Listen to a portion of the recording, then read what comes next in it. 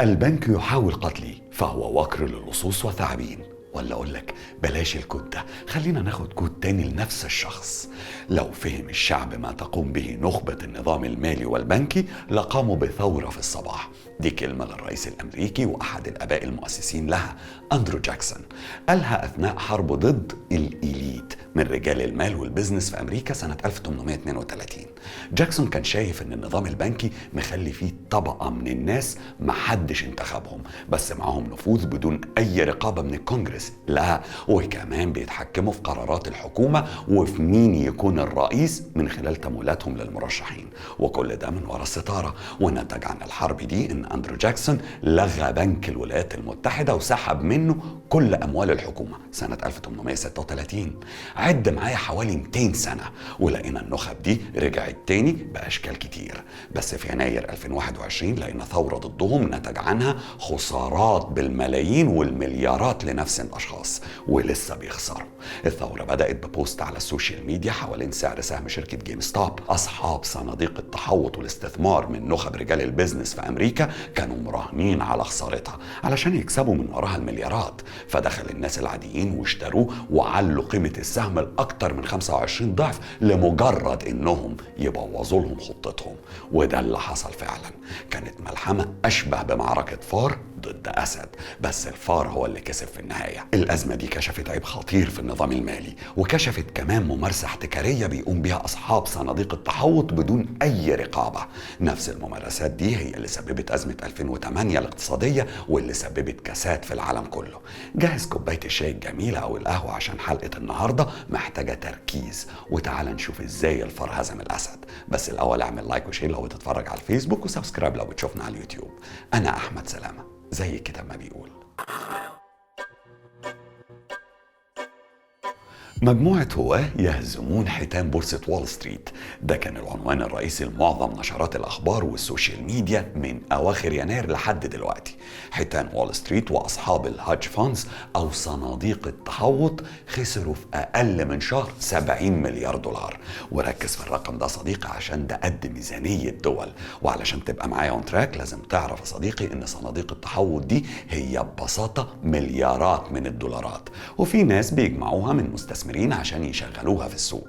سبب الأزمة اللي حصلت كان بوست على موقع ريدت، البوست شافه حوالي 2 مليون واحد وشيروا بعدها إيلون ماسك لمتابعينه طبعا على تويتر. حيتان وول ستريت كانوا ناويين يعملوا حاجة اسمها شورت سيلينج أو البيع المكشوف، بمعنى إنهم يشتروا سهم في البورصة متوقعين له الخسارة وبعدين يبيعوه.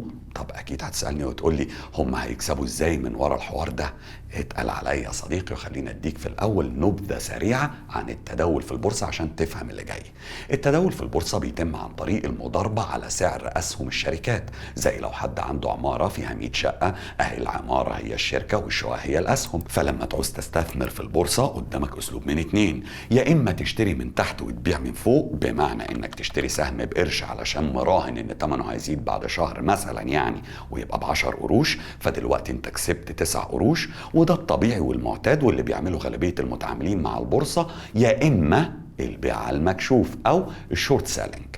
طب ده بيتم إزاي؟ ركز معايا، انت هنا بتبقى مراهن ان في سهم هيرخص بعد شهر مثلا يعني، فبتروح تستلفه من صاحبه وتقول له هرده لك كمان شهر. بعد ما تستلفه في نفس اليوم بتروح تبيعه ب10 قروش مثلا يعني. هتسألني وتقول لي طب يا سلامة هو ينفع ابيع حاجة مستلفها؟ هقول لك في البورصة ينفع. بعد ما تبيع دلوقتي انت في جيبك 10 قروش، هتستنى الشهر يعدي، لو حصل زي ما انت متوقع فالسهم هيقل وهيبقى 8 قرشين، فهتروح انت شاريه من تاني وكده هيكون معاك 8 قروش باقيين والسهم. هتروح مرجع السهم لصاحبه الاصلي بجانب الفوائد مثلا يعني لو كان فيه وليكن قرش واحد، فكده انت باقي معاك 7 قروش مكسب صافي من ولا حاجة. لو ما فهمتش خليني اقولها لك بشكل تاني. هنفترض انك استلفت شقة من واحد صاحبك وقلت له هترجعها له بعد شهر مثلا، بعد ما خدتها منه رحت بايعها في نفس اليوم ب100,000 جنيه مثلا برضه، دلوقتي انت في جيبك 100,000 جنيه. بعد شهر نفس الشقة رخصت وبقى تمنها 20,000، فرحت مشتريها ومرجعها لصاحبك ومعاها فايدة هنقول مثلا 10,000 جنيه، يعني دلوقتي صرفت 30,000 وباقي معاك 70,000 ربح صافي، وانت اساسا ما كانش معاك ولا مليم في البداية. دلوقتي انت متوقع ان الشقة دي هترخص بعد شهر فاستنيت. طب ايه بقى اللي هيحصل لو تمنها زاد وما قلش؟ ساعتها دي هتبقى كارثة، لان لو السهم زاد بقى ب20 قرش مثلا يعني، فانت كده مضطر تدفع من جيبك 10 قروش زيادة على ال10 اللي معاك عشان تشتريه وترجعه لصاحبه. ده طبعا غير الفوائد، وده بالظبط اللي حصل مع سهم شركة جيم ستوب واللي كان عليه القلق ده كله. اصحاب صناديق التحوط كانوا مراهنين ان سهم الشركة هيقع فاشتروا منه كتير. طب ليه يا سلامة كانوا متوقعين خسارته؟ هقول لك لأن الشركة دي مالكة لمجموعة محلات متخصصة لبيع الألعاب والأجهزة الإلكترونية زي البلاي ستيشن والإكس بوكس والكلام ده. طبعا احنا عايشين في زمن الكورونا، فما فيش حد بينزل من بيته إلا للضرورة، ولما بتعوز حاجة زي الألعاب الإلكترونية بقت بتطلبها أونلاين أو تعمل لها داونلود. فبالتالي شركة جيم ستوب كانت بتخسر وفي طريقها للإفلاس كمان، بعد ما أعلنوا إنهم هيقفلوا 450 فرع ليهم.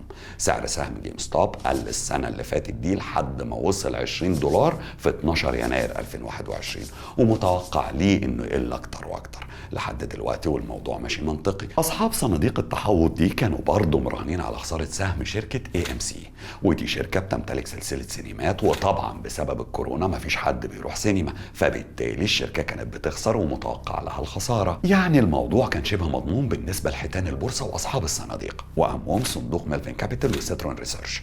قال لك خلاص نعمل اللي بنعمله على طول ونستخدم اسلوب البيع على المكشوف اللي شرحته لك في بداية الحلقة صديقي. وفعلا بدأوا يشتروا اسهم الشركات دي على امل انها في خلال شهر ولا حاجة هترخص اكتر فيبيعوا ويكسبوا، بس ده ما حصلش بسبب جروب على موقع ريدت اسمه وول ستريت بيتس او مراهنات وول ستريت. الجروب ده معمول للمستثمرين اللي هو الغلابة اللي بيراهنوا في البورصة على اسهم صغيرة وبيكسبوا فروق دولارات، يعني ملاليم من الاخر. بيناقشوا في الجروب ده في اخبار البورصة ونشتري ايه وما نشتريش ايه وهكذا. الادمنز بتوع الجروب ده لاحظوا ان في نشاط غير عادي على اسهم جيم ستوب واي ام سي، فقال لك الحق شكل حيتان البورصة ناويين يبيعوا السهمين دول على المكشوف. نزلوا بوست على الجروب يوم 25 يناير وهوب حصلت مناقشة، وبشكل ما اتكونت جبهة وحركة ثورية، والكل اتفق ان لازم نبوظ الحوار ده على اصحاب المليارات دول. يبوظوا ازاي يا سلامة؟ يرفعوا السعر، وحصل. الكل هجم على سهم جيم ستوب واي ام سي وبداوا يشتروا منه كتير، فلما الطلب بيزيد والمعروض ثابت فالسعر بيعلى، وده منطقي جدا. ايلون ماسك دخل على الخط وشم خبر بالحوار ده، فراح مشير بوست عنده على تويتر يوم 26 يناير نكايه في اصحاب الصناديق دي، لانهم كانوا مراهنين السنه اللي فاتت برضه على خساره شركته اللي هي تسلا، واللي ما كانش بيضارب في البورصه اساسا لانه بيعمل اكاونت على منصات تداول اونلاين زي روبن هود، وبيدخل يضارب في البورصه لاول مره علشان بس يشتري السهم ده ويعلي اكتر واكتر. فضل سعر سهم جيم ستوب يعلى ويعلى لحد ما وصل ل $500. طبعا اصحاب الصناديق ما صدقوش اللي بيحصل فيهم ده، ما اصل مش دول اللي بيتعامل معاهم كده، ده هم اللي بيحركوا الاسواق وبيأثروا على الدول. في الاخر يحصل فيهم كل ده من شويه عيال. اللعبه كانت حلوه وملعوبه، علشان كده محدش كان مصدق ان ده بيحصل. المهم بدأ اصحاب الصناديق يقللوا من خسائرهم، ما هم لازم يرجعوا الاسهم دي لاصحابها. طب يعملوها ازاي؟ لانهم بيشتروا اسهم جيم ستوب واي ام سي قبل ما يعلوا اكتر واكتر، وده زود المشكله لانهم كل ما هيشتروا هيزودوا السعر، يعني ما كانوش ملاحقين. الموضوع كان غير منطقي بالمره صديقي. خد بالك يا محترم، الزياده في سعر الاسهم زودت قيمه الشركات دي من 500 مليون لمليارات الدولارات. السؤال هنا بقى، هل الزيادة دي مبنية على أصل على الأرض؟ هقول لك لا. الشركات نفسها أعلنت استغرابها وقالت احنا مش فاهمين الزيادة بتحصل ليه، ما عملناش أي حاجة جديدة عشان القيمة تزيد. يعني كانت زيادة وهمية فقاعة، أرقام بتزيد بس ملهاش مقابل على الأرض، وهي دي البورصة. المهم برضه اصحاب الصناديق ما لقوش حل وخسائرهم عماله بتزيد، فبصوا يمين وبصوا شمال، فقال لك ما بدهاش بقى، تعالى نستغل الناس بتوعنا. سبحان الله، لقينا بعدها بورصات امريكا بتعلق التداول كذا مره على اسهم شركه جيم ستوب واي ام سي علشان ما تسمحش بالشراء. وعندك كمان صاحب برنامج روبن هود اللي قلت لك عليه، لقينا هو كمان بيحدد عدد محدد لشراء الاسهم، لدرجه ان ايلون ماسك طلع على تويتر وشبهه بالشخصيه الروسيه فلاد المخوزق، واللي حصل ده قلل من تصاعد سعر الأسهم لعدد محدود من الساعات بس، وبعدها رجع يرتفع تاني. وبعد حوالي 10 أيام من الملحمة دي انهار سعر السهم بعد ما كان وصل ل $500 أصبح حوالي $50 في 14 فبراير 2021.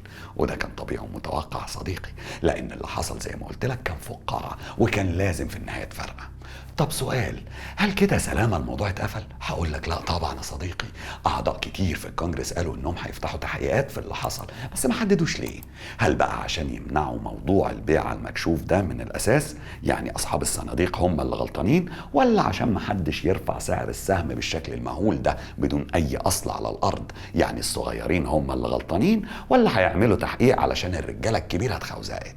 رد عليا انت بقى في الكومنتات يا صديقي. عايز افكرك يا محترم ان اسلوب اصحاب الصناديق في البيع على المكشوف كان واحد من اسباب الازمه الماليه في 2008 لما كانوا بيراهنوا بكل فلوسهم على انهيار قطاع العقارات الامريكي، ولما ده حصل كسبوا مليارات من ورا الخراب اللي حل في العالم كله. لو فاكر ساعتها المصانع وقفت وعمال بالملايين اتسرحوا والناس اتطردت من بيوتها في العالم كله، ومفيش ولا واحد من اللي تسببوا في الازمه دي لحد دلوقتي اتحاسب. التحليلات كلها بتقول ان حتى لو معركة جيم ستوب خلصت فدي كانت بداية للتفكير، وممكن نشوف امثلة كتير في المستقبل لحركات مضادة لسيطرة الحيتان وحيتان وول ستريت بالاخص على الاسواق وتحكمهم في مصائر الدول. ما هو طالما الحكومات مغمية عينيها وما بتراقبش او مش عايزة تراقب، فخلاص بقى سيبوا الشعوب هي اللي تقف لهم. اسلوب البيع المكشوف ده عليه علامات استفهام كتير، لانه عبارة عن نصب مقنن. ما انت ما ينفعش تبيع بيت مأجره وما ينفعش تبيع عربية مستلفها، ليه بقى مسموح تبيع سهم مستلفه؟ وسؤالي اللي هسأله لك وعايزك تفكر فيه وتجاوبني يا صديقي، ليه دايما اي كساد اقتصادي او ازمة مالية في امريكا زي 2008 وقبلها 1929 بيكون مصدرهم كم واحد بس من اللي متحكمين في البنوك واسواق المال عندهم؟ هل خلاص احنا بقينا مجرد ارقام في سجلات شويه محاسبين؟ بس ده مش سؤالي برضه. انا عايز اعرف ليه بقى في الازمات دي بنلاقي الفقر بيزيد والبطاله بترتفع والناس بتخسر ممتلكاتها والمصانع بتقفل والحياه نفسها بتقف، مع ان الموارد الطبيعيه لسه زي ما هي، الاكل والشرب والارض والوقود والمصانع والعماله زي ما هم. ما جاتش كارثه طبيعيه ولا نيزك وحرقوا الاخضر واليابس يعني.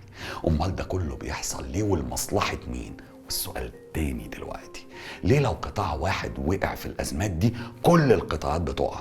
يعني لو قطاع البترول وقع ليه القطاع الكهربي بينهار؟ اكيد مش جدعنه يعني، ولا ده بيبقى قرار؟